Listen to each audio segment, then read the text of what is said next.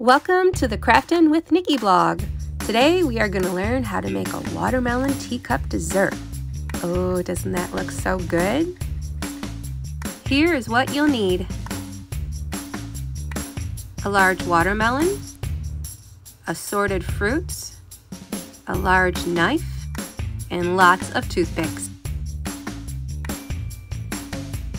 Let's start by cutting the melon into 4 sections: the base, handle, bowl, and the bottom that you can save for a lid. Use a spoon or melon baller to remove the watermelon from inside and place in a separate bowl for later.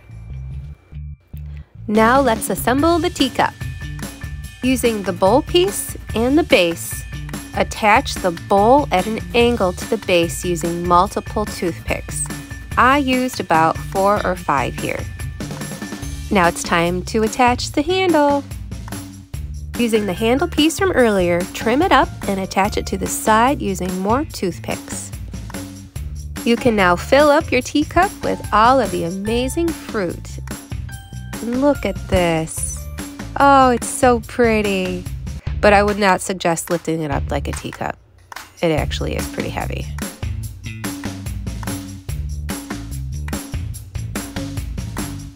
Cheers! We now have a teacup. Great job, and look how gorgeous it is, and you can accessorize. And better make sure you have room in your refrigerator. I had a party that I had to save mine for the next day. Time to drink up. Mine was for my friend's party for her daughter's first birthday, and it was an Alice in Wonderland theme, and it was just so cute, and the decorations were awesome. She did such a great job. And all I had to do was bring the teacup fruit. I think I got off easy. Well, I hope you had as much fun as I did making our watermelon teacup.